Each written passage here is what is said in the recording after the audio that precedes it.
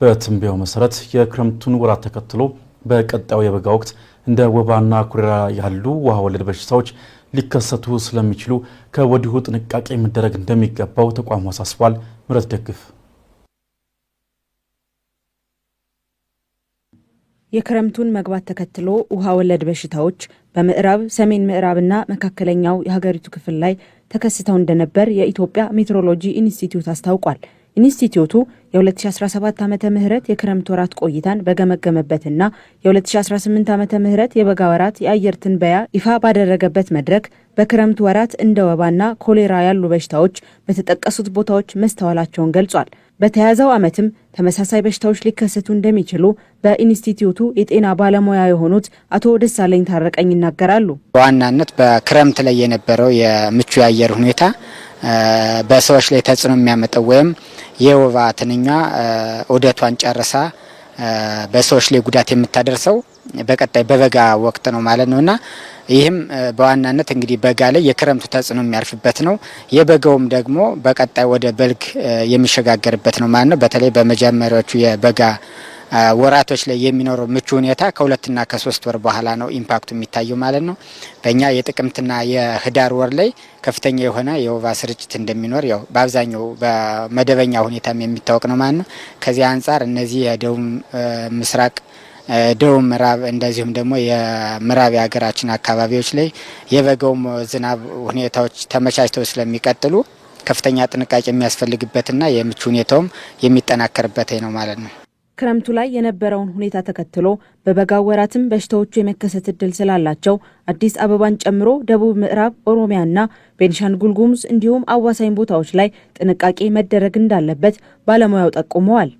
በተለይ የአዲስ አበባ የዝቅተኛ ቦታዎች ወደ አቃቂ ክፍለ ከተማ ያሉት እነዚህ አካባቢዎች ለወባ መራባትና መስፋፋት ምቹ ናቸው። እንግዲህ ዝናቡ እያቆመ በሚሄድ ሰዓት የአቃቂ አካባቢ ያሉ የመስኖ ፕሮጀክቶችም እነሱም አንዱ እንዲስፋፋ የሚያደርጉት ናቸው። አንደኛ አሁን የክረምት እየወጣ ሲሄድ የታቆሩ ውሃዎችን ቅድሚያ እንዲያጸዱ ነው። እንደ አጎበር አይነት መከላከያዎችን፣ ሌሎችም ነገሮች በተለይ ቱሪስት ከቦታ ቦታ የሚንቀሳቀስ ሰው ካለ የወባ መከላከያዎችን ኬሚካሎች የሚቀበማሉ።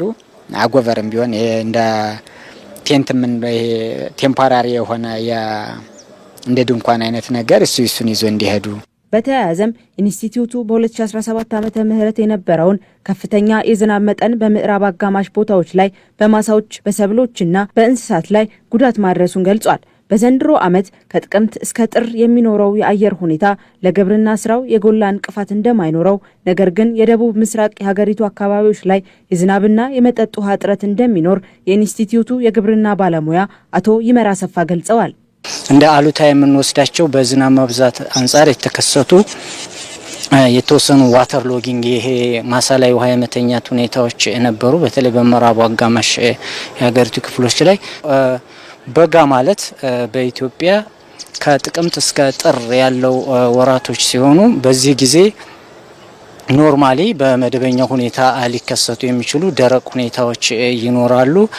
እነዚህ በጋ ሁለተኛ ወቅታቸው የሆኑት የደቡብ ሶማሊያ ወይም የደቡብ ምስራቅ የሀገሪቱ አካባቢዎች ላይ ከመደበኛ በታች የሆነ ዝናብ ነው የሚጠበቀው። ይህም ሁኔታ እንግዲህ እነዚህ አካባቢ ላይ ካሉት የአርብቶ አደርና አካባቢዎች ላይ የግጦሽ ሳር ልምላሜ እጥረት ይኖራል። እንደዚሁም የመጠጥ ውሃ እጥረት ስለሚኖር እነዚህ አካባቢዎች ላይ በተለይ በጋ 2018 የሚጠበቀው ሁኔታ አሉታዊ ጎን ይኖረዋል። በተለይ የደቡብ ሶማሊያ አካባቢዎች ላይ እንደዚሁም የሰሜን ምስራቅ የሀገሪቱ አካባቢዎች ላይ የበጋ ሁኔታ በተወሰነ መልኩ ወቅቱን ያልጠበቀ ዝናብ ሊኖር ይችላል። ስለዚህ እነዚህ አካባቢዎችም ላይ አሉታዊ ጎን ይኖረዋል። ኢንስቲትዩቱ የ2018 ከጥቅምት እስከ ጥር ያለው የበጋ ወቅት ደረቅ፣ ፀሐያማ፣ ጠንካራ ነፋስና ቀዝቃዛ ሌሊት የሚስተዋልበት ጊዜ እንደሚሆንና የቀኑ የዝቅተኛ ሙቀት መጠንም አልፎ አልፎ ከ5 ዲግሪ ሴልሺየስ በታች ሆኖ እንደሚመዘገብ አስታውቋል። በተጨማሪም የወቅቱ የዝናብ አጀማመር በደቡብ አጋማሽ አካባቢዎች ላይ መደበኛ ፈሩን ተከትሎ እንደሚጀምር፣ በአወጣጥ ረገድ ግን ቀድሞ ሊወጣ እንደሚችል ቅድመ ትንበያውን አስቀምጧል።